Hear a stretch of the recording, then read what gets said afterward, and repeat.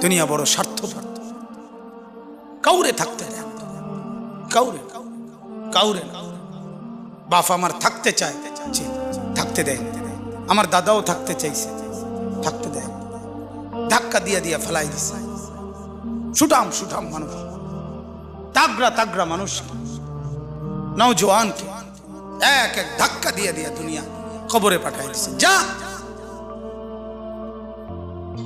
আল্লাহ তাআলা আমাদেরকে বুঝ দান করে।